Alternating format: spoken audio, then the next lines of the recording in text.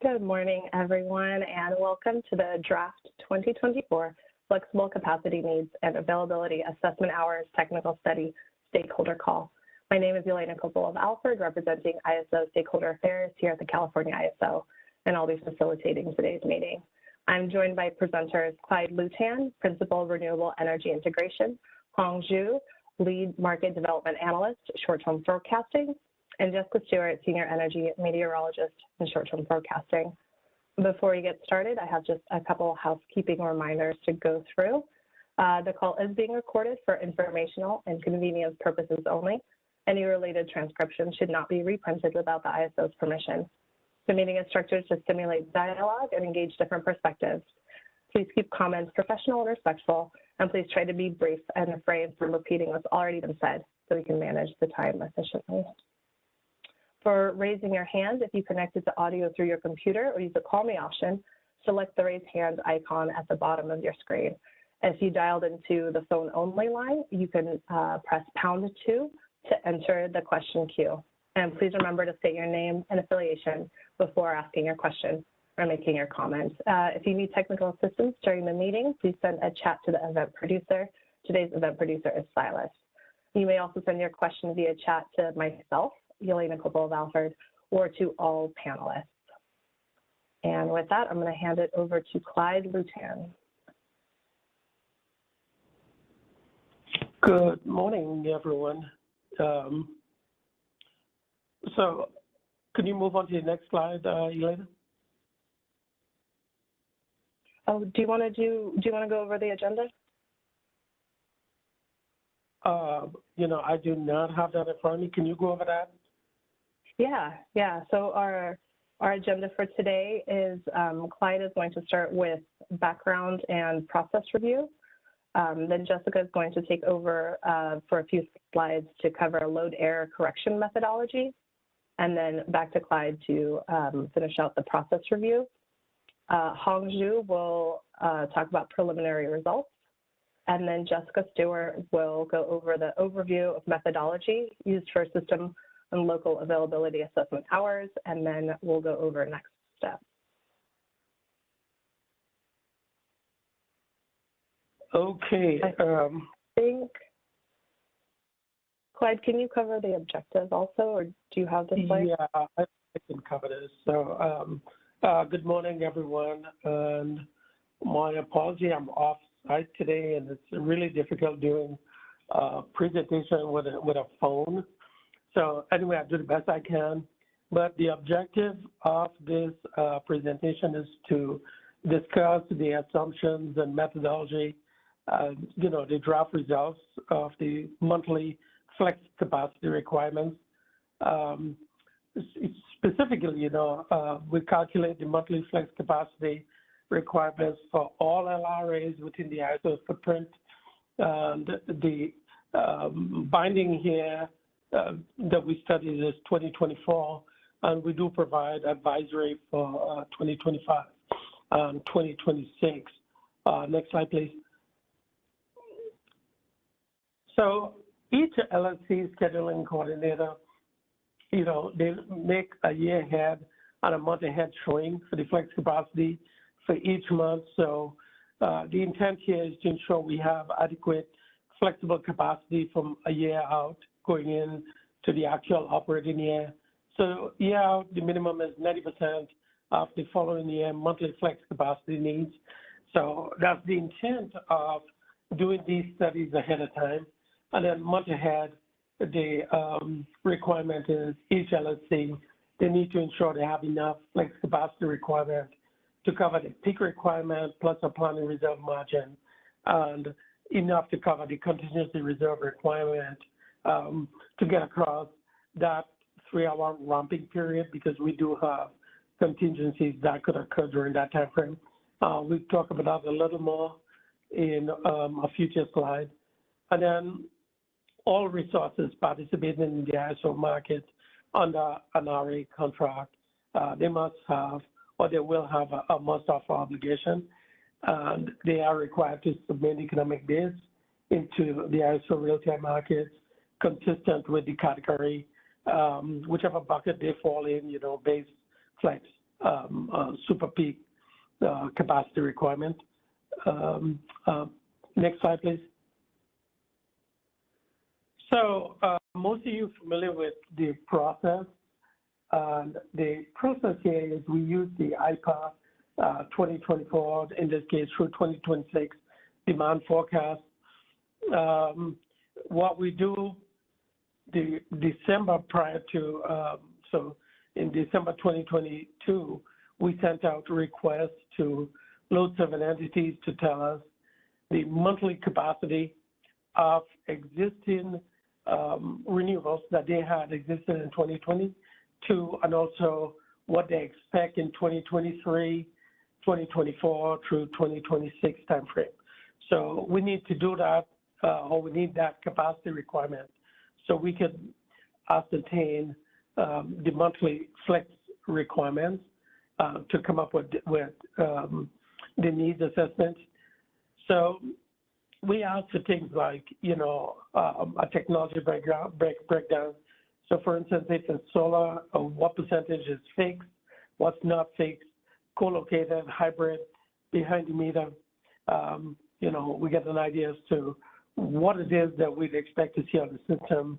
And in this case, we try to do a good job for 2024 and again, advisory for 25, 26. We also ask for all contracts that's contracted with load serving entity within the ISO, and this is for renewables that's located outside the ISO. And for a lot of these contracts, they come into the ISO as either a fixed megawatt, which means when it's fixed, the send-in balancing authority, they ensure they have enough regulation service to smoothen out the renewables production. But if it's coming in as a dynamic schedule, then the ISO is responsible for that flexibility. So we need to maintain or ensure that we have enough flexibility within the ISO to smoothen that renewables production that's outside the ISO, that's dynamically scheduled into the ISO. Next slide, please. So we went through the submittals for 2024 through 2026, and this first slide here shows the co-located resources. And you can see, by 2025, 2026 timeframe, co-located resources is going to be somewhere around, 6,000 megawatts, excluding the batteries. So 23, 24 is not a lot of co-located renewables if you subtract the batteries in there. A lot of that is going to be fixed PV. We got, PV tracking. We do have some fixed PV in there. And for 24 timeframe, very little resources that not decided yet. So this is the breakdown, again, from the load or the load serving entities. This is what their scheduling coordinator submitted to the ISO. And when we go through that data, this is a summary of the co-located. Next slide, please. We do the same thing for hybrid build out. And again, when you subtract batteries, you're not looking at a huge magnitude of solar hybrid resources. Again, this is a high-level summary of the aggregated hybrid that we expect to see in 24 through 26. Next slide, please. 10.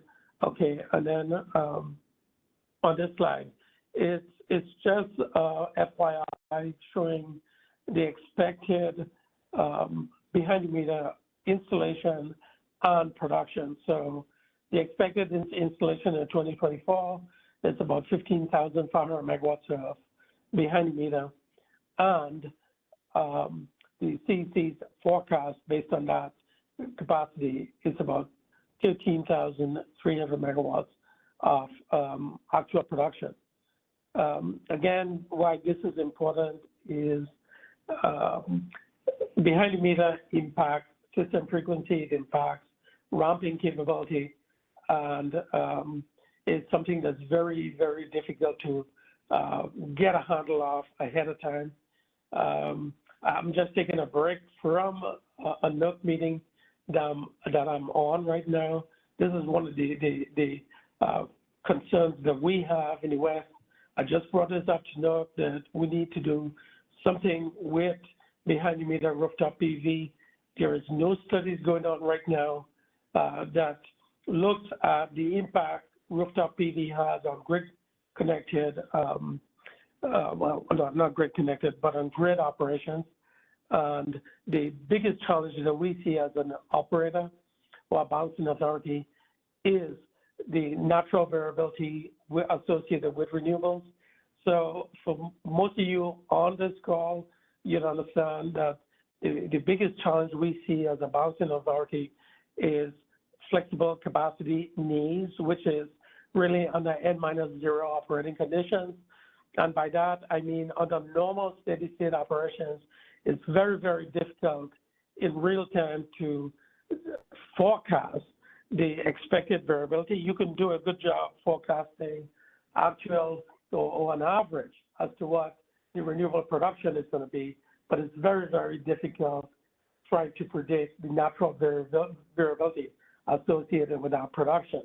And on the flip side, the ISO gets benchmarked every minute as to how well we balance supply and demand. This is why flexible capacity is important for us. This is why, we do these studies continuously, every year.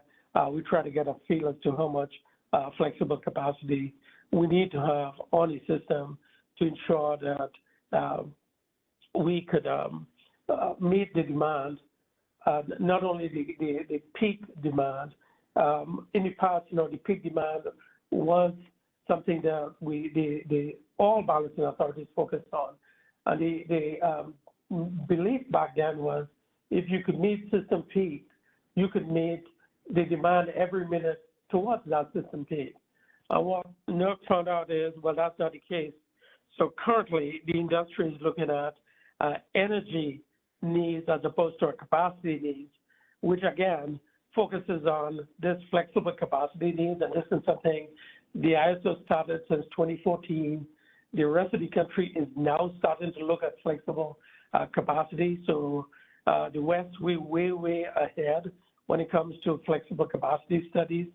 And currently, NERC is looking at two operating standards, looking at energy needs in addition to capacity needs. So in other words, these standards are going to be focusing on can we meet the variability with or associated with renewables every minute to ensure that the fleet has enough flexibility or speed to meet the energy and to also meet the capacity needs of a day or for the peak of a month. So I paused right here on this slide to see if there are any questions from the audience before I move on.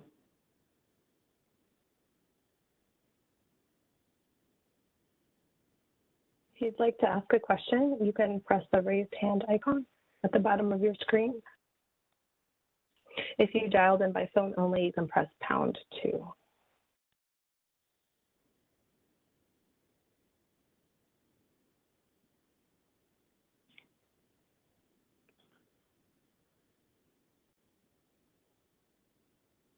Okay. See, now we have no questions. Can you move on to the next slide, please? And this slide here is a summary of what went in to the flexible capacity study. So we try to break this down by, what was existing in 2022 in terms of renewables, and then what we expect to see at the end of 2023 and the end of 2024. So we, again, try to break this down by technology type, wind, solar. As you can see, solar thermal is pretty much flat. Wind, again, not a lot of changes from 22 through the end of 2024. We did see an increase in dynamic scheduled wind, but that's shown lower down. Co-located, you do see an increase. Hybrid, not a lot of increase. Wind solar that's dynamically scheduled. What we had existing was about 1,800, almost 1,900 megawatts in 22, a couple hundred megawatts more at the end of 23, and about the same in 2024. And in green there, we showed what we showed in the previous slide with behind the meter production and capacity. So this is what these numbers actually went into the flexible capacity study needs assessment to determine how much flexible capacity we would need to operate the grid reliably in 2024 timeframe. Next slide, please. So we went through this, in February when we did the first stakeholder call, trying to cover what it is we look for. So again, to reiterate, we look at the renewables built out by capacity each month, and the intent here is to generate a net load profile. And the reason why net load is important is in the past, we used to dispatch capacity to meet demand based on load. And as renewables came onto the system, renewables more or less are treated as must take. So the dispatch now is for really net load as opposed to load. So load minus wind minus solar production gives us the net load, and the net load is what drives the flexible capacity needs assessment, which is what we're doing right now. We do that for 2024, 2025, 2026. So in order to do the study, we take the actual 2022 1 minute load production, wind production, solar production, and we go through a few steps. We look for bar data points, because again, you're looking at minute by minute, and you're looking at hundreds of thousands of data points that comes into the ISO every 4 seconds. So sometimes you got data spikes or whatever. We try to clean that up as best as we could so that it would not impact the 3-hour ramp. So that's the first thing we do. And then we calculate net load, and then we go through some smoothing process before we determine the flexible capacity needs. So slide 13, Elena. So we start off, as you said, with the IPA forecast, 1 and 2. And these are the columns that we really focused on. And here, the baseline net load, column U. The managed net load is actually what's used as column V. We got the link, the URL of the link up top. So after this call, you can go back and compare what it is we used in the flexible capacity study in terms of load. Looking at the baseline net load, and then look at the adjustments we make to come up with the flex 3-hour ramp, and then from there we calculate the flexible capacity needs. Next slide, please.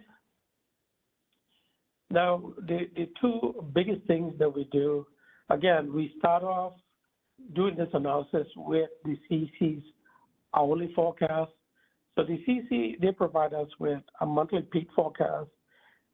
They also provide us with an hourly forecast, 8760. And we go back and try to take that hourly forecast that the CEC provides us and do some adjusting to smoothen that out into a minute-by-minute CEC's load forecast. So we start off doing that. If you look at the input data set, the top left, we have the blue is the hourly CEC forecast, and that green curve is actually for the corresponding day in 2022 is the actual 1 minute data. Then we go from that 1 minute data, we calculate what's the hourly average for that 1 minute data. And then step one, if you look at the top right, we compare the CC's hourly forecast with the actual ISO's hourly forecast. And again, what we do some shifting here to align weekdays with weekdays, weekends with weekends, and to make sure that the data makes sense. And then we look at the difference between the CC's hourly forecast and the ISO's actual hourly forecast. And the lower step two, that lower left, if we take that hourly, and then the short-term forecasting group, what they do is they run that through a smoothing algorithm to come up with that orange, which is a 1 minute smoothing effect of that hourly difference between the CC's forecast and the ISO. And then we go back and step three, we add that orange, which is on the bottom right, we add that back to the ISO's 1 minute data to come up with the CC's 1 minute forecast that we'd expect in 2024. So that's one of the biggest things that we do using the CC's hourly forecast to come up with, the CC's hourly forecast to come up with, hourly forecast to come up with a CC's minute by minute forecast so we can do the flexible capacity needs for the subsequent year. And then can we move on to one more slide before I take a pause? So this slide here really shows you mathematically what it is that was done in the previous slide. That X is that orange curve that we add to the actual 2022 1 minute production to come up with that 24, 25, 26 forecast 1 minute CC's production. So I'm going to pause here for a couple of minutes to see if anyone has any questions on how we massage the data to come up, or before we do the flexible capacity needs assessment.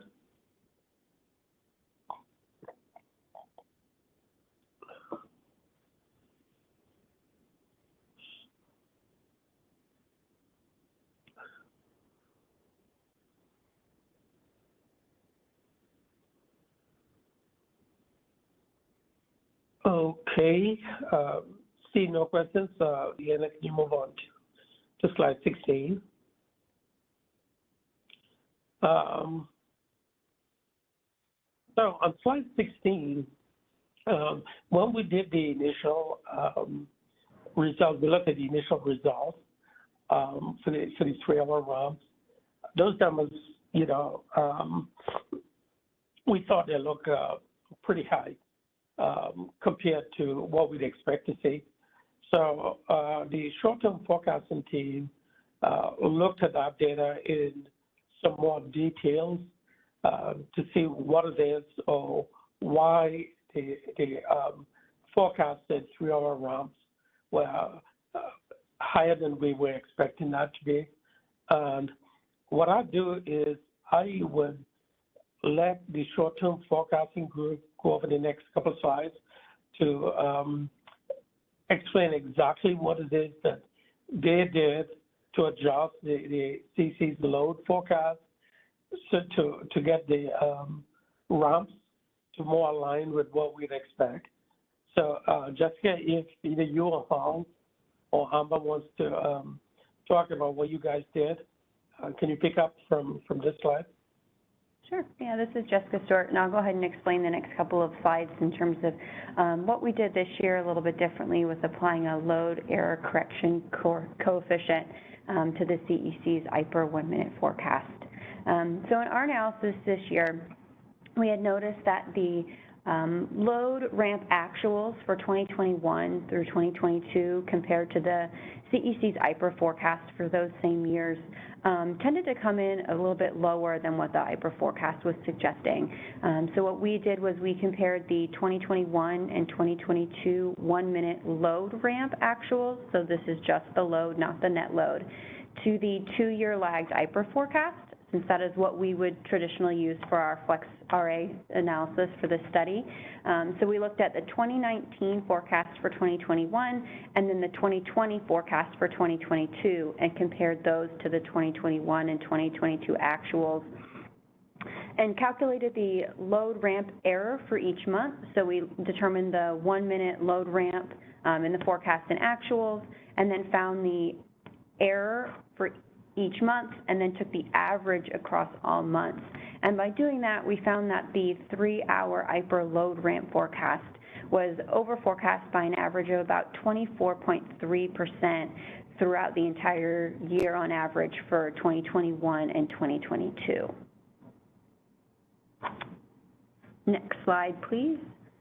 So what we did after calculating this average difference in the load ramp was we determined that the correction coefficient of 0.757 was what we would use to multiply the 1-minute IPER forecast numbers to by, so we could get a little bit more of an accurate forecast of the load ramp compared to what we actually have seen for the last couple of years. So we took that 0.757 coefficient, which was, as I mentioned, the annually averaged load ramp error between the 2021 and 2022 actuals on the IPER forecast, and we multiplied by that by our 1-minute forecast for 2024.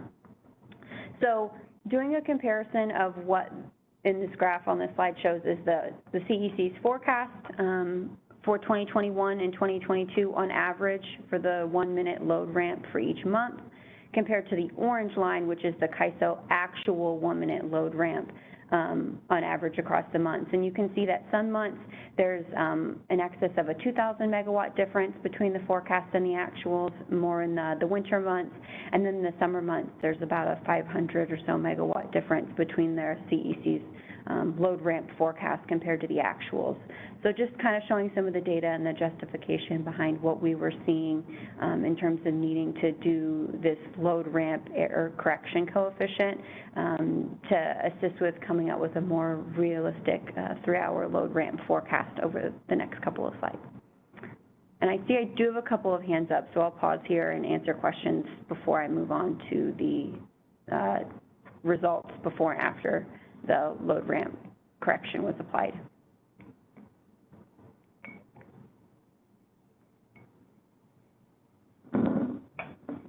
Event producer.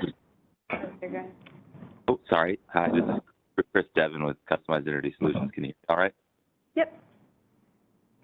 Yeah, I was just curious as to how this part is applied, this new change to the load forecast error that you guys are applying. When you look at your slide 19, there's that epsilon term that still says, that you would have adjustability for load forecast error. Is this how you're applying that into that? Because it still says that one's set to 0. Yeah, so we left the epsilon set to 0 because that is just the flexible capacity calculation, and we wanted to also include it in the 3-hour ramp forecast. So if we just did the epsilon, we would only include it in the flexible capacity, and it wouldn't have been included in the 3-hour forecast numbers, and we wanted to make sure it was included there as well. Okay, got it. Thank you for the clarification. Yep, no problem. The next question, I think Brian was next. Yes, hi, this is Brian Thaker with Middle River Power. Jessica, thank you for the discussion of this. 24% seems like a really large number with regard to the need to scale the CEC's IPER load forecast. Is there anything you can describe or point to in the fundamentals as to why the IPER load forecast yields these really inflated load ramp numbers?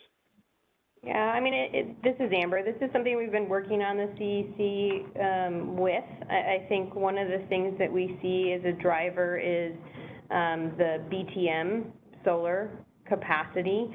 and how that is in the different shapes. So if you look at the CEC's IPER forecast in comparison to the actual data for these months, you can see that the IPER forecast is dipping out quite a bit more with the BTM solar growth that's there.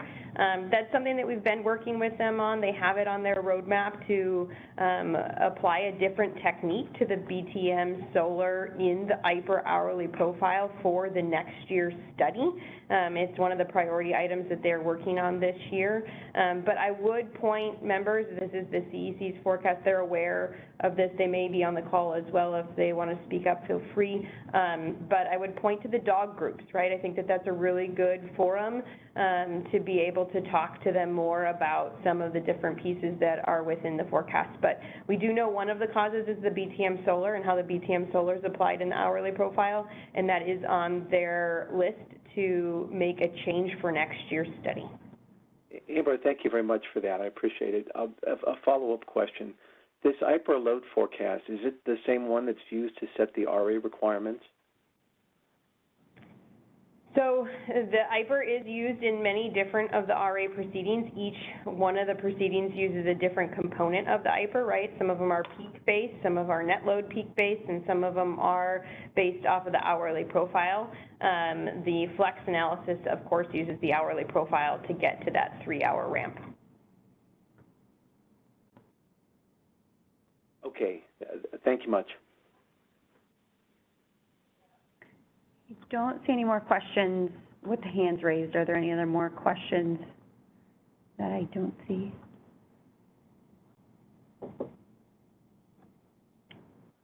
Okay, awesome. With that, we'll go to the next slide, and we'll show a comparison of what the forecast with and without this error correction would have been. So the graph here, the blue line is what the 3-hour ramp forecast would have been if we did not apply the load error correction. And you can see for the month of March, that would have forecasted a net load ramp of about 25,000 megawatts, which seemed quite high to us, especially compared to what we've observed in 2021 with a March maximum net load ramp of a 3-hour ramp of 18,000 megawatts.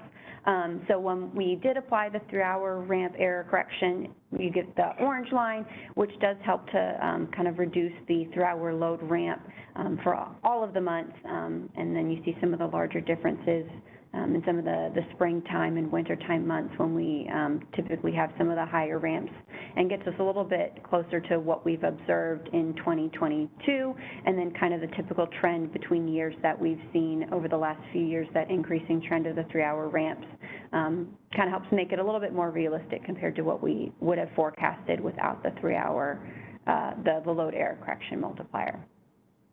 So one thing I did want to point out as well is that this error correction multiplier was only applied to the 1-minute load forecast that was used to calculate the 3-hour ramp forecast for 24 through 26. We did not apply it to the monthly peak in the flexible capacity calculation, and we did not use it in determining the must-offer obligation or availability assessment hours. Since it was a load error correction that was determined based on the 1-minute load ramp error, we only applied it to the 3-hour ramp net load calculations that we did for the 3-hour ramp forecast. So in the flex capacity calculation, it was used in that 3-hour ramp number, but then the peak part of the flexible capacity calculation, we did not use the multiplier for that number. And I see there's a question, so go ahead and pause before I pass it back over to Clyde to go through. This is Brian Baker with Middle River Power again. My question goes to the actual ramp numbers, the bottom row of that graph on the current slide, page 18. Looking at the CAISO's 5-minute data on its website, the maximum ramp for November of 22 was 19,237 megawatts on November the 13th, and for December it was 17,106 megawatts on December the 13th. In the report, the 2023 actuals for January and February and March are also considerably lower than what the CAISO's 5-minute data shows. Can you explain the discrepancy? Yeah, so this graph, as I mentioned, this is the 1 minute data, so there's a difference between the 1 minute and the 5 minute. But this graph also does not include dynamics in the net load calculation. So dynamic wind and solar resources were not included in these actuals here on this in this graph for this calculation. And the reports on the CAISO website, they do include dynamic resources.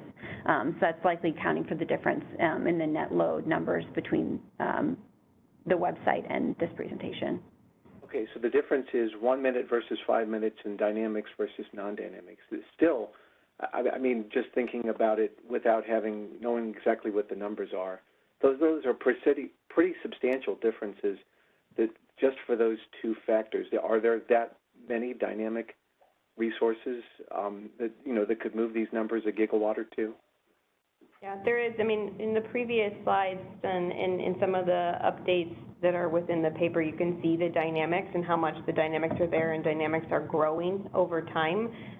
So it is a sizable amount that we have dynamics coming in. Okay, thank you much. No problem. All right, and I think there might be, go ahead and go to the next slide. All right, so I'll go ahead and take this last one, and then I'll pass it back to Clyde. So just showing some of the change in the 2024 forecast over time compared to the 2022 actuals. So the blue line here is the 2024 forecast that we published in 2021. The orange is the forecast we published in 2022. And then the gray here is that 2023 forecast that we're publishing this year for 2024 using that load error correction multiplier. So you can see that the 21 and 22 forecasts for 2024 did increase quite a bit year to year. And then this year when we applied that load error correction multiplier, it does for most months reduce the 3-hour ramp forecast for 2024 compared to what we had published last year. There are a couple months where it keeps it the same or increases it a little bit. Remember that 0.757 number was the average 1 minute load ramp error across the entire year. So it does have different effects on the different months, just depending on how that compares to the average. But in general, it does reduce the 3-hour ramp forecast for most months for the forecast for next year compared to what we had published last year. And it's still quite a bit above the 2022 actuals. So we were comfortable with where the numbers for the forecast for next year were coming out, even though it did show a reduction compared to what we had published last year. All right. And we don't see any more questions, so I'll go ahead and pass it back to Clyde, and we will go back to discussing some of the other results. Thanks, Jessica. So I think we covered this slide, looking at the net load and evaluating the flexible capacity needs. So can we move on to the next slide? Again, we talked about this. I think Chris Devon brought this up. Flexible capacity, we look at the maximum square ramp, and then we take roughly 50% of the expected peak demand to cover the spinning reserve requirement. That's pretty standard, calculating the flex capacity needs. So you start off with a 3-hour ramp and then add this component. We left the epsilon at 0. Next slide, please. So this is comparing the 3-hour ramp with the flexible capacity needs. Again, the only difference there is that contingency reserve addition to the requirements. And again, one last point to build on what Jessica had mentioned into the changes that they made. When we look at the flexible capacity needs and the 3-hour ramp, we do not take into consideration curtailments, like real-time curtailments, because we're looking out 2 years in advance. It's really, really difficult to figure out which hours and the magnitude of those curtailments. So these numbers that we show is strictly looking at assuming that we have 0 curtailments this is what we'd expect the ramps to be. And again, on the explanation that Jessica gave on the dynamic schedules. So Brian, I know you had mentioned what we see in the ISO website compared to the actual ramps. So on that ISO website, the dynamic schedules, they are included. So again, it's a forecast. It shows you the magnitude ramps we'd expect to see if all that external flows into the ISO. And I know, as everybody knows, not all the dynamic schedules come in to the ISO. It just depends on the physics of the network. So, but just if it happens to come in, we need to be prepared to cover the maximum flexible capacity needs of the system. So those are the two things. The dynamic schedules is hard to quantify, to looking 2 years out. And then the other thing too is trying to figure out when those curtailments will occur. So again, when we look at these numbers, this is looking at the expected maximum flexible capacity needs or the 3-hour ramps we'd expect to see on the system. And when you compare this to actuals, it would be different because we do quite a bit of curtailment in real time to maintain reliability. So with that, can we move on to slide 23? Slide 23. So again, this is just showing the actuals that we saw, I think, for 2022, about 18,000 in March, and then 17,000 actuals that we saw so far in 23. April, we didn't show April, but this past April, we had one weekend where we curtailed over 8,000 megawatts of renewables, and that would have a significant impact on the rampant needs on the system. So this plot is just showing the forecast based on the expected ramps without curtailments, without the full dynamics coming into the system. And please, Ray, next slide, please. 24. Again, this is showing the flex capacity. The previous slide was the 3-hour ramps. And I'm going to pause here. I think most of the questions we already answered as to the differences. But I see, Brian, you got another question? Hi, Clyde. Brian Thaker with Middle River again. I want to make sure I understand what this row, the rows that are described as actual flex capacity, are those numbers the amount of flex that's shown in the RA showings? Because they seem to be numbers that are significantly below what the requirements are.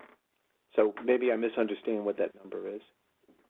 So these are the actual flex needs that we see or we control to.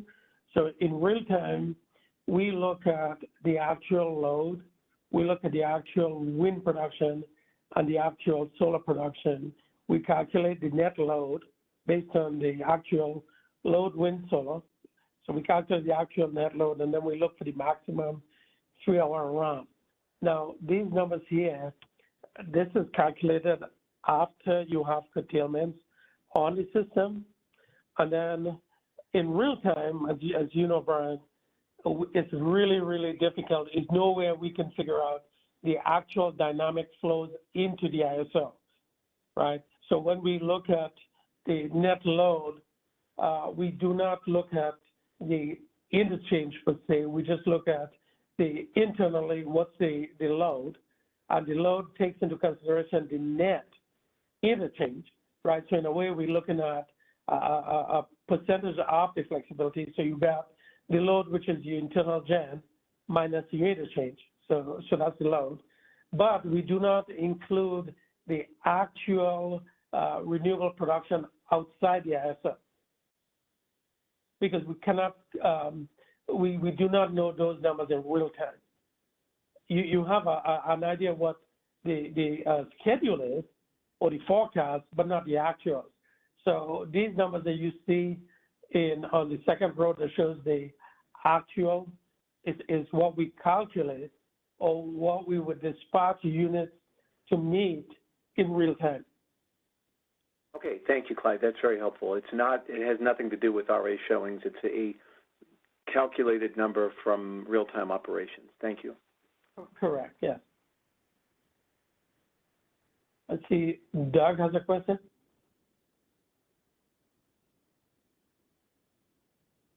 Air Municipal Transmission Group. It, it looks to me like the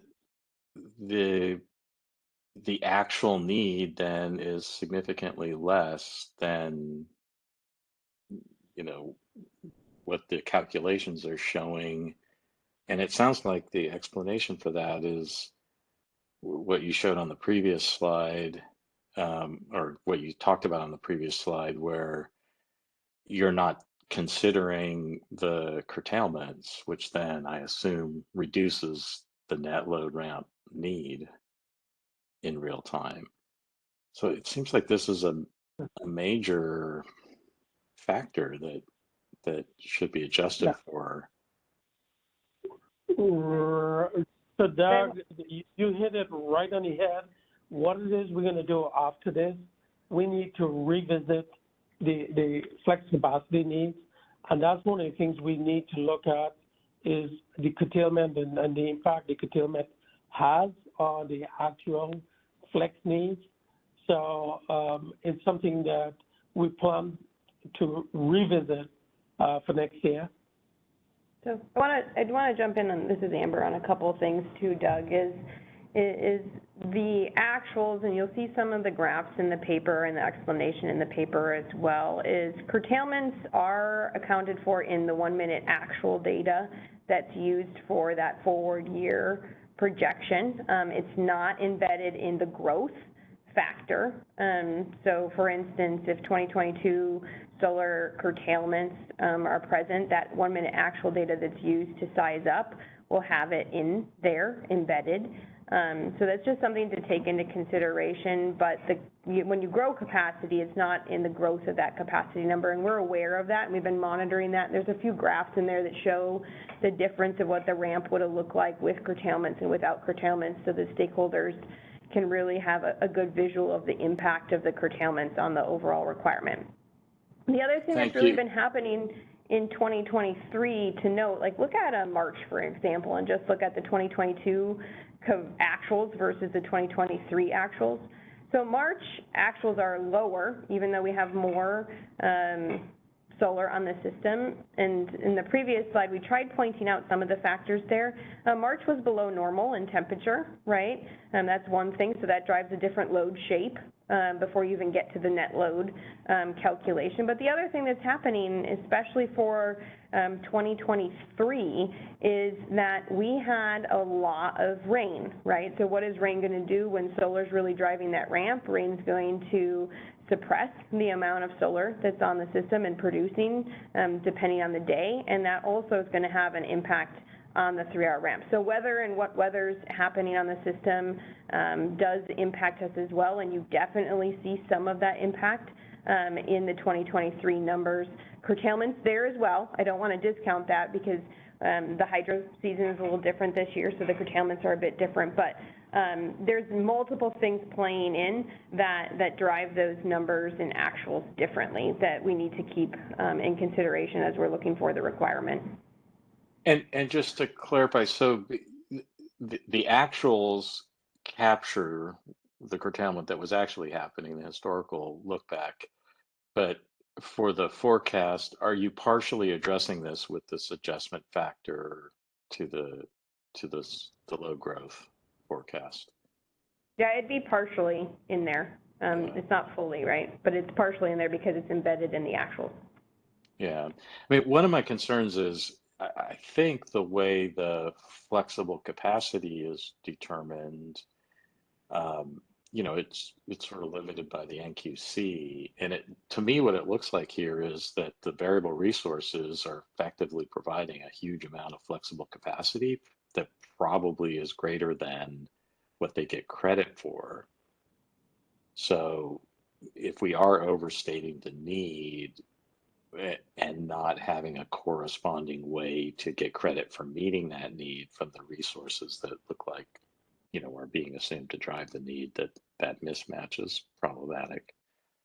Yeah, we've been monitoring that as well, and I think that these would be, if we will have a comment period that we'll get to at the end, it'll be open till May 10th, and I think that that's a good comment to put within the study as well, is, do renewable resources qualify for EFC? I think that's what you're asking. Yeah, and at an appropriate level to match the EFC they really are capable of providing. Well, thank you for those thoughts. Thank you. We have one question in the chat from Mohan Narula. Is the intent to compare 2023 forecast with 2023 actual numbers by month?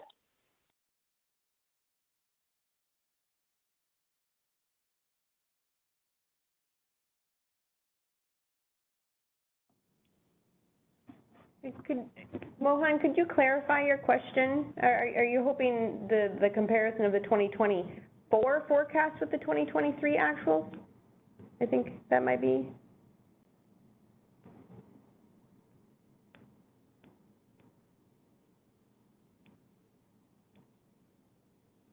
I guess he might be muted. I think the overall look is we do want to look at the actual visibility in comparison to what the requirements are, right? I think that's the big goal is these are the actuals that we've seen in the previous year, knowing that they can be influenced by other things, weather being one of them, but in comparison to the requirement numbers of those future years, that's the big comparison.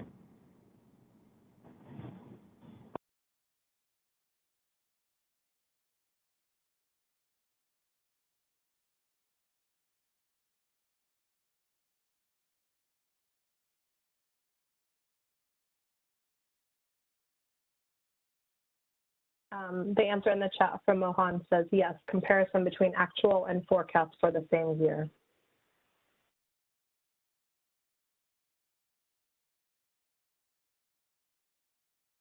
I don't know. So Jessica, do we have a plot that shows the forecast for 23 compared to the actual? No, I don't think so. I don't think we have any of the 2023 forecast versus actuals in here. We do show the 2022 actuals compared to our 2024 forecast. It's quite a bit since that's the most full year of recent actuals that we have, but we don't have any of the and we do have a graph in the paper that compares 2019 through 2022 forecasts and actuals, but we don't have any 2023 data available since 2022 was our last full year of actuals, and that's in the paper. Okay. I know we do have plots that Hong is going to go over that shows the actual ramps and then the ramps with curtailments further down. So with that, Elena, can we move on to slide 25?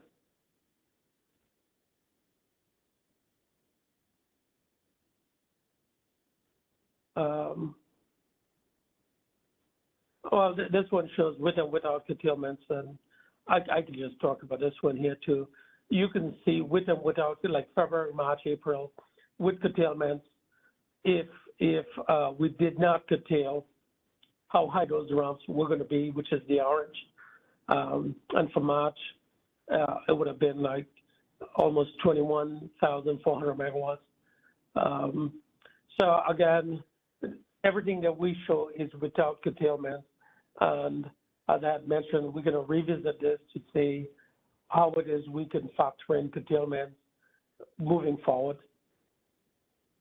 So I think that's the end of my slide.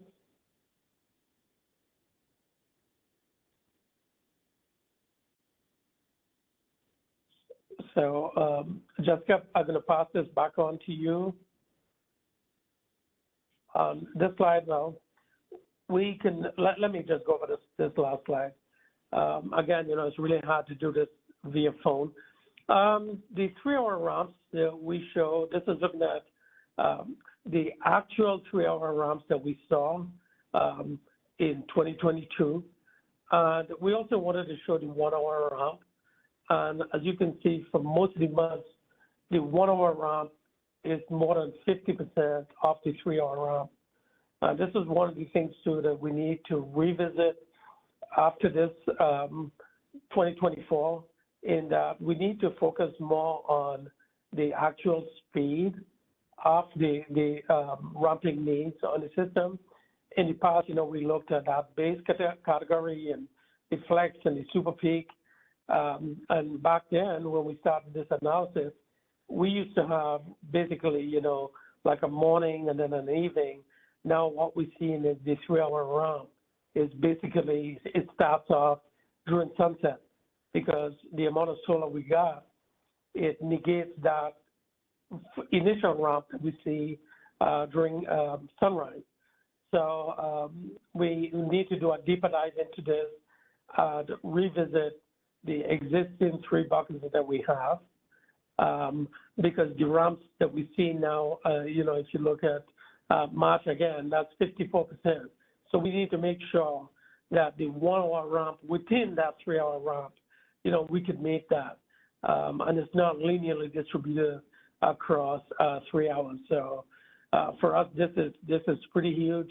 If you look at September, we got to move 8,000 megawatts of capacity in an hour, which is a lot of megawatts to move in 1 hour. So in addition to having just a capacity needs, we need to make sure we have the correct flexibility or ramping capability associated with that capacity. So I think this is my last slide, Jessica. I think the next few are on the curtailments and the graphs, Clyde, but we're happy to go through them if you'd like. Yeah. Could you guys go over that? Because I told my other, Okay. Yeah, can you go over that, Abba? Yep, we can take them. So the next couple slides, we've been talking about them previously as they related to the curtailments that we've seen and the curtailment differences between 2020 and 2022. It's definitely something within the methodology that we've been watching and talking about within the paper over the last few years. You do see that in 2022, in comparison to 21 and 2020, that the curtailments for March, April, May were higher than what we saw in those periods of time, which also happened to be where we're setting the requirement peak, right? March for the last couple of years has been the time period that does set the all-time requirement for the year overall. Next slide. We wanted to break it down a little bit further so that we could look at the curtailments by hour in addition to the curtailments by month. A lot of this data is posted publicly on the CAISO website throughout the year as well. And you can see that 2022 curtailments did surpass 2020, 2021, with the highest curtailment hours really being that middle of the day and into some of where the evening ramp is starting. So you do see them start at 11 and through 17 before the sun sets. Next slide. We always like to show what the variability looks like when we're looking at the net loads. In the actual data, of course, each day has its own profile. Those profiles are determined off of weather, what the loads are doing, what the solar's doing, what the wind's doing, right? All of the combination of the three in addition to the curtailments, and then the day type, right? Saturdays, Sundays, and the weekdays have very different load shapes. Next slide. All right, lastly, what have the 3-hour load ramps look like? So one thing, and I'm sure everybody's been seeing it, our net load is getting lower. I wouldn't be surprised if we continue to hit more peaks this season. This is the season that we do hit our peak numbers for net load. This is the season that we've hit our peak numbers for solar typically, as well as, renewables serving load. So last year on 4/30 of 2022, we did see a net load number of 2,084 megawatts. And then we saw the actual 3-hour load ramp in February of 23 be 18,261. Like Brian mentioned, this number is slightly different than the number that you're going to see on the website. That's because of the averaging as well as the dynamics being in the today's Outlook and the graphics that are on the KYSA webpage. Next slide. So this, with all of this stuff we put together in the past presentation before we pass it on to Hong to talk about how that goes into the allocation, these are the ISO system-wide flexible capacity needs. March is setting the highest number at 24,446. In comparison to what we put out last year, this is lower than what that March number was forecasted for 2024 last year. So in our advisory year, you did see that come down a little bit, but it is at about 24,000 megawatts. The other months to have higher requirements is, January through that May, June time period, as well as the November and December time of year. And with that, I'll pause. This is the last part on the capacity part to get us to the system-wide numbers before we break it down into the other areas and we pass it to Hong. Does anybody have any questions on this part of the presentation?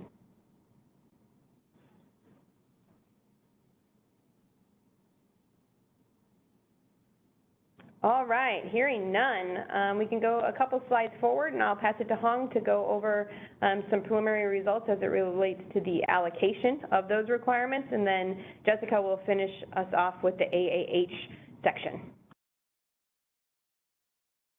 Yes, thank you, this is Hong. And we had that orange box in the previous slides, and we take a different view, a different angle to slice that ball to see what's going on inside that ball. Can you go to the next slide, please? So first of all is how much the load contributed to that 3-hour ramp flex need, and how much wind contribution. Wind is always in this range, less than 5%.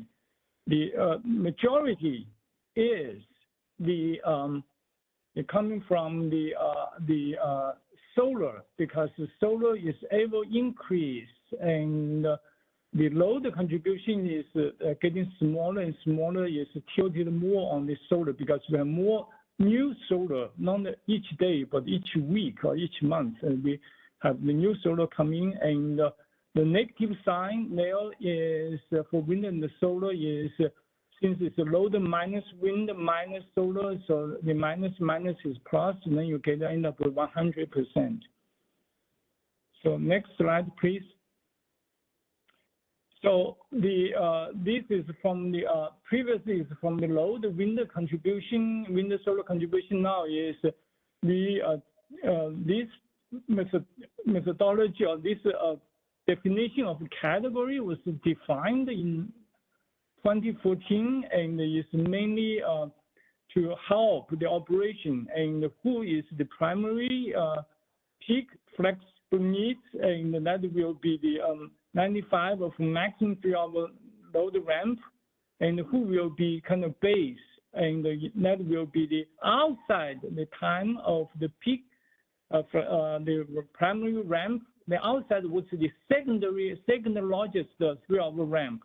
So generally happens in the morning type of load increases, and solar is not picking up that much. And now this was changing since the solar is more and solar is picking up quickly. So it's something a little bit, but we keep this the same methodology to define the base and the peak and the super peak. Super peak is what's the 5% left of all this. We really need that final push may relate to the really super need. We needed to fill this fast and the ramping needs.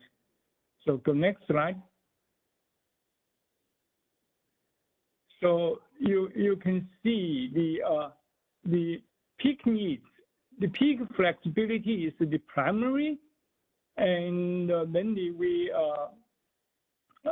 is mainly contributed by solar. So then we have some variations of the different months, the contribution from the solar and the wind contribution of the to different months have the peak load, peak flexibility is varying according months. So then we basically kind of reduce the variability and put the two seasonal adjustment. So on the right side, we put the kind of summer and spring and winter together to get the average contribution. So it's 58 for the summer and 68 for the, so this is mainly contributed by the solar, the ramp. So next one. Then you can see the 58 was the last column here is 57.75. And we can see every increase of the peak load. You can see over this picking up of the what we had said before is 2020 and the 20, then the 49 and 58.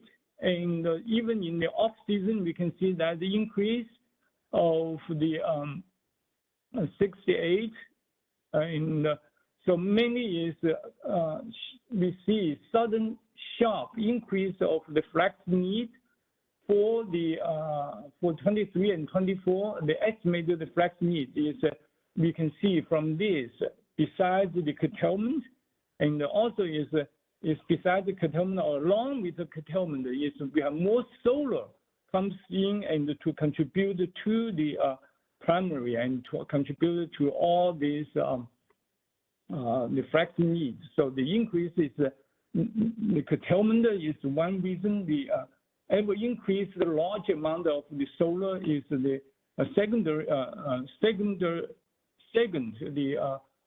contributors to this large increase of estimated flexible needs. So the next slide. So this is the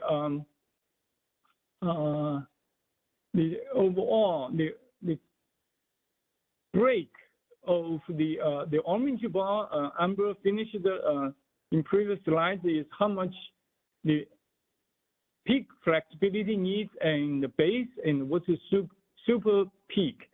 So the orange bar in the middle is ever increased large and large and increased. So the percentage is the 58 and 68 in the summer and the spring season. So next slide. Then we allocate that the total flexible need to the this CPUC should be then the to the to different LSEs, different SCRDs, and so generally this is the same trend as in the previous years. CPUC has responsible for 95 or so of the total flexible needs, and the rest of the LSEs, the cities, they only allocate only need to allocate them to 5%. So this is the same pattern.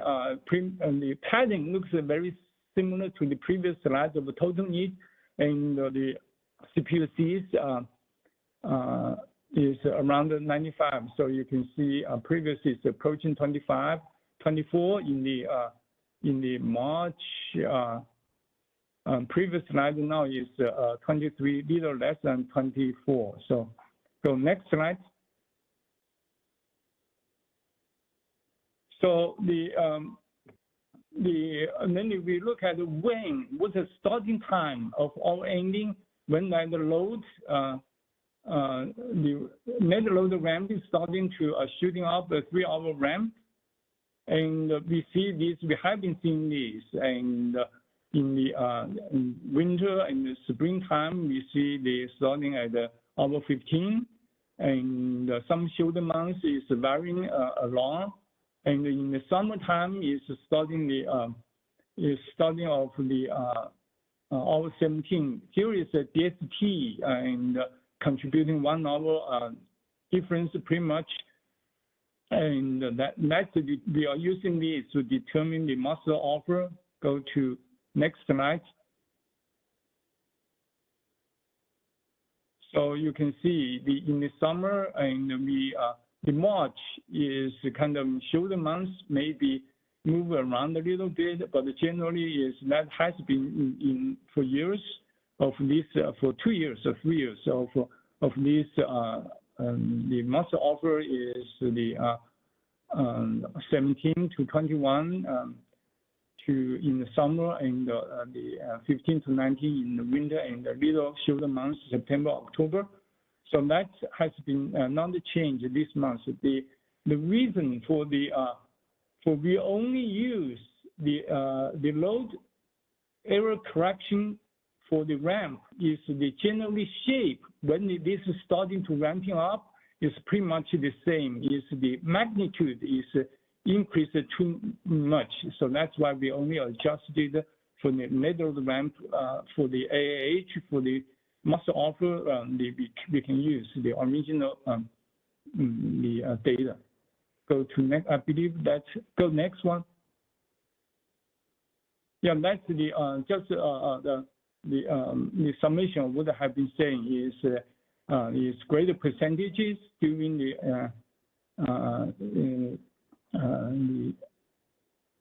off-peak months. That's this March is the highest, and by 3 hour ramp, not about the peak load and all this and the master offer. So then we have the paper also have a little more detailed summary than this slide. So with this, ask you for any questions in the audience.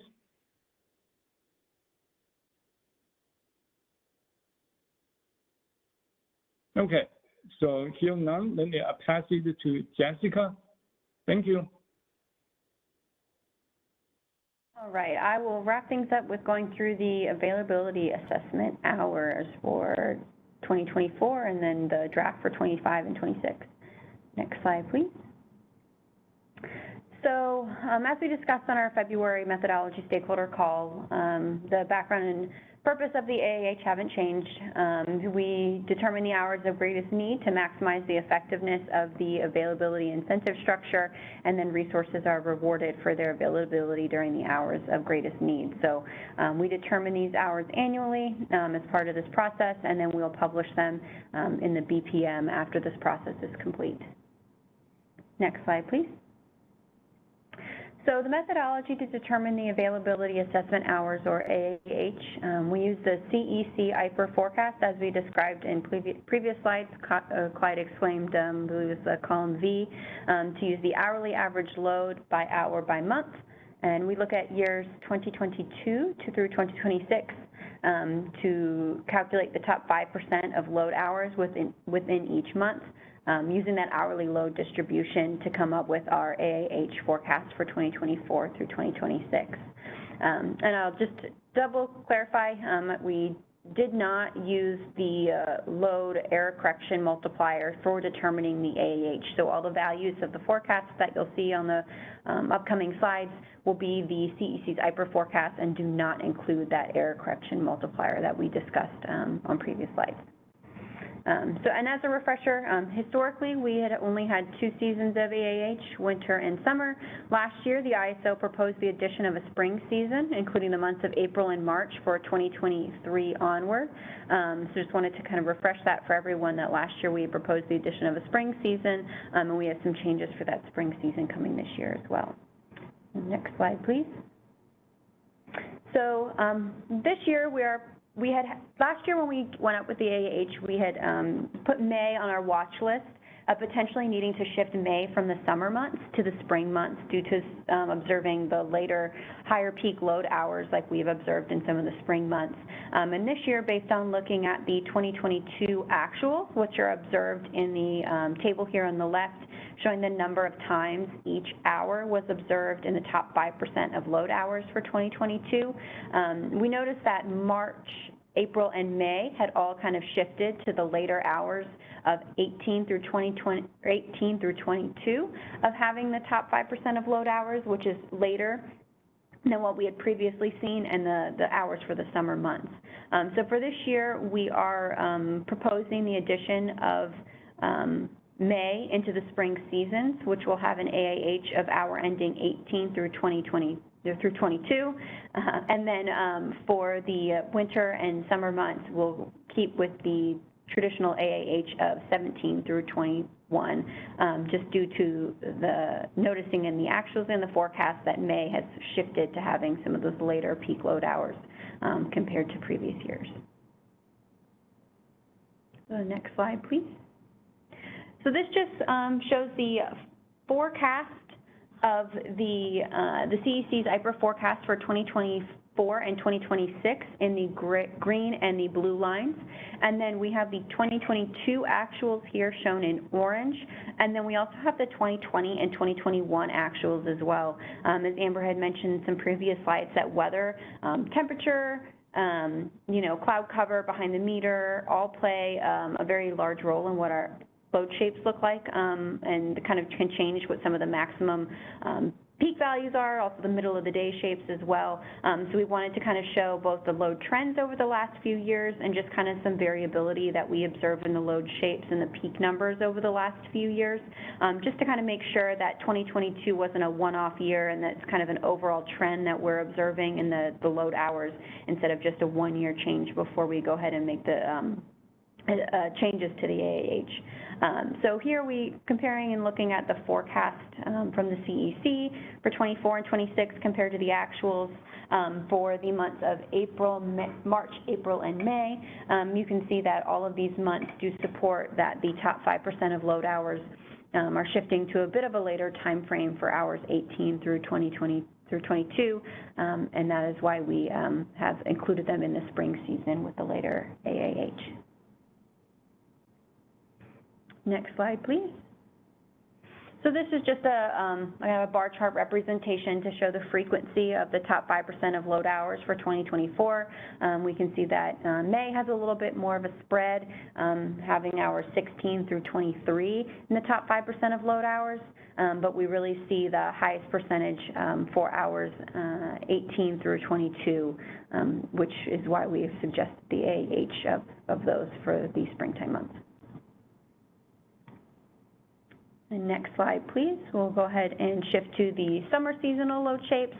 So the graph colors and the bars have remained the same. We're comparing the forecast for 24 and 26 to the actuals of the last few years. You can just see for the summertime, the top 5% of load hours tend to be a little bit earlier, hours 17 through 21, which is highlighted here in the yellow bars. You'll notice that September of 2022 was quite an exceptional month. We had our all-time record load in September 22. You can see that the top load for that last year was even earlier, but historically for the 2020 and 2021 actuals, we still, in the forecast, we still see the 17 through 21 comfortably fitting in for the top load hours for all of the months of the summer season. And next slide, please. I believe we have October as well, which shows a similar trend, a little bit more variability, determining the actuals based on the weather, but 17 through 21 still cover the top load hours. Next slide, please. And then again, just the bar chart to show how often each hour is in the top 5% of the load hours for the month, and 17 through 21 for the summer months really capture when we tend to see the highest loads. Next slide, please. And finally, our 4 winter months of January, February, November, and December.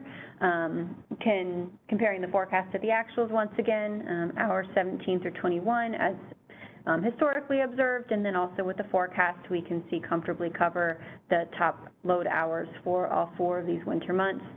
We have a little bit more variability in the middle of the day shapes, but the top load hours and peak are all covered by the traditional AAH. And then next slide, please, last one, and just showing again the bar chart. For this one, we only have 4 hours in the top load hours, but we include hour 17 because we need that, 5-hour block. But also we do tend to see some of the higher loads more in the earlier hours of the winter months compared to the evening hours. So we are including in 17 through 21 for the winter season AAH. Next slide, please. So here's our draft recommendation for the winter and summer months and seasons on the left, and then the spring on the right. Note for 2023, which we published last year, May was included in the summer months. So for 2023, May is included would be on the left. For 24 through 26, the month of May is included in the spring season, so it would be included on the hours on the right. So just kind of a difference there for 2023 compared to the rest. But for 24 through 26, we are recommending that May be included in the spring months for AAH of 18 through 22, and then our winter and summer seasons will stay the same for all of the draft and estimate years, with an hour ending 17 through 21 for their AAH. Next slide, please. And as usual, we will update Section 7 of the BPM, including the AAH and must offer obligation hours that Hong discussed as well. So we'll be making those changes to include the addition of May into the spring months, and then updating the hours. And then we'll go ahead and update the must offer obligation hours in this section as well, as usual. Next slide, please. Alrighty, so we went ahead and we did, I see we've got one question. Before I move on, I'll see if there are any questions about AAH. Go ahead, Chris. I just had a question. Oh, sorry, this is Chris Devon from CES. Can you hear me all right? Yep. I just had a question about kind of overall FlexRA and upcoming interrelationships with some other initiatives and things like that. So if you guys want to take other AAH questions first, then I can hold my question until later, but up to you guys. I don't think we see any other AAH questions, so go ahead. And if anybody does have any, they can jump in and we can pop back. Okay, sounds good. So yeah, I just wanted to kind of circle back on some stuff that we've mentioned previously related to the hybrid resources. I know that's kind of covered in the prior sections. I didn't quite want to jump in at that point, but I think just as a broader discussion on FlexRA needs in general, I think that was one thing that we had hoped would be reviewed. And I remember last year, ISO said they were going to do a more comprehensive review, which I think you guys did some changes like the load forecast error adjustment that were, a little bit different from previous years. So, I was just curious as to that issue, if that's going to be, revisited as we get more and more hybrid resources. I've really mentioned this several times before, but I think that the fact that they are fully that dynamic limit tool after this year, I think that all probably should be revisited potentially if they're going to really be able to dispatch those economically and hold them back. I don't think they're really necessarily driving as much of a need for flexibility if they can be acting more like a traditional dispatchable generator. So I think that deserves some attention and maybe revisiting. But then more broadly, I think the whole idea of the KISO's DAD market enhancements and the imbalance reserve product, and that additional kind of ancillary service type of capacity product that seems to overlap quite a bit with the FlexRA concept needs to be revisited and then, potentially coordinated somehow. And also, the whole idea of the CPUC's slice a day RA concept, 24 hourly slices, and how that all kind of interrelates to all this, I think needs to be reevaluated. So I know the KISO's had something related to the, RA enhancements initiative being restarted again, but is there anything that you guys could share now about the upcoming plans for coordinating all of these RA-related aspects that I kind of mentioned? Any information at this point would be helpful. Thanks.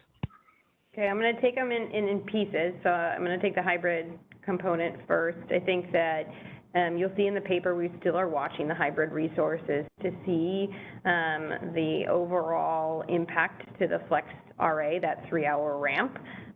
We did not change the methodology that we used last year for the hybrid resources to include them in the requirement formulation. I will note that hybrid resources, the battery component does get an EFC value, right? So they are getting accreditation on the EFC side, which is important to note for them at this point in time. But we did not change the methodology.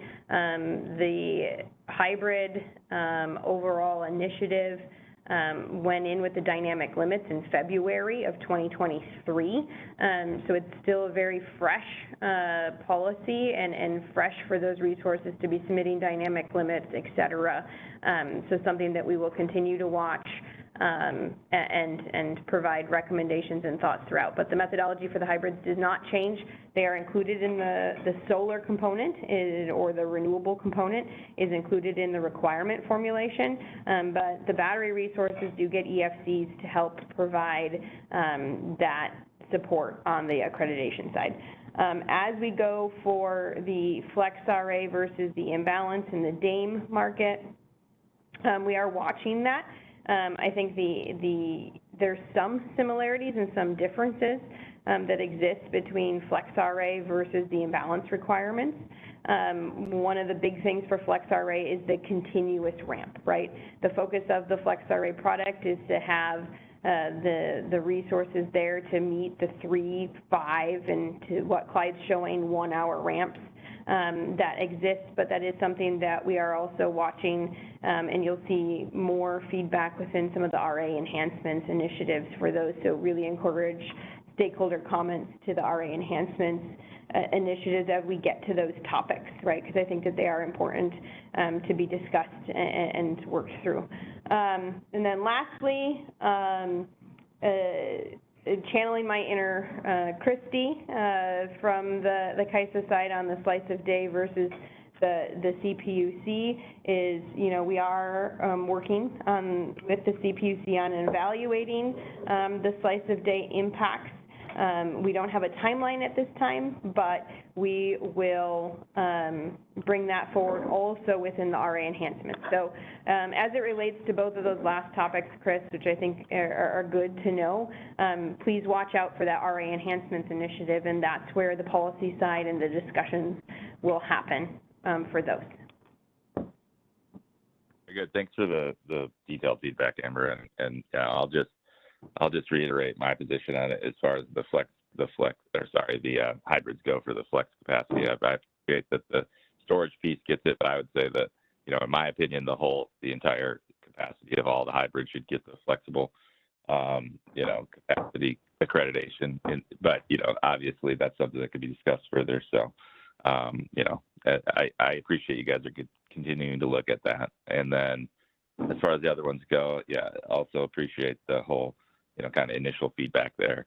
And, you know, I was just really trying to make sure that CAISO's taking a look at that in the future and any plans to do that. You know, obviously you guys will come up with your initial positions on things and better explanations, document that stuff in that other RA initiative. But I guess, do you have any, my last thing that I'll just ask is, do you have any sense of when that's going to get kicked off in any of these formalized discussions? Do you have any schedule for that you can share at this point?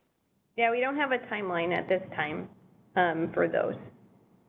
Okay. Do you think it's going to be before the end of this year, or is it going to kick off next year? I am not sure. Okay. Okay. I would encourage CAISO to start that sooner rather than later, but I'll leave it at that. Thank you very much. Thank you. All righty, so wrapping things up with our next steps, we published the paper and the presentation, the draft versions, on Monday on our website. Now that we've had this call, we will also post our data that we use for the 1-minute 3-hour ramps. Previously, we don't post it until we post the final paper. We've had some requests to give people more time to review the data. So we'll be posting the 1-minute net load and load data that we use to calculate the 3-hour ramps. without the net load multiplier, and then we'll also be publishing a file with the 1-minute data that shows the 3-hour period that set the requirement for each month, with the load error correction multiplier in there, so everyone can be able to see both the 1-minute data without the multiplier and then the 1-minute data with the multiplier that set the 3-hour ramps and the capacity for the month. So that will be getting published sometime this week, along with the draft and the paper that we published on Monday. And then comments for this will be due on May 10th. And then we'll aim to post the final paper and presentation by May 17th. And I'll also note that this year we did add the AAH information to the paper as well. So if you're curious on more information about AAH, it doesn't have as many graphics as the presentation does, but there's some additional details of the AAH in the paper this year as well. So some of the changes that we'll be making in terms of what we are posting to the public website, but that will all be available by the end of this week, and then we will post our final paper and presentation sometime around the middle of May. And the allocation for LSEs, CPCs will be sent out typically in the 1 week after this stakeholder meeting, 1 week, within 1 week. Thank you. Okay, and to submit the comments for this meeting and discussion, you can go into the Stakeholder Center and use the commenting tool rather than emailing the comments, and we will have them all gathered that way and published from there. Thanks.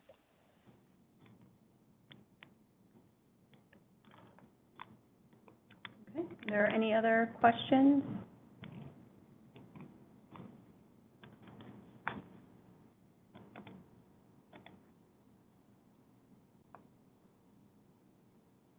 Okay, awesome. Well, that is all we have for the presentation. So thank you everyone for joining today.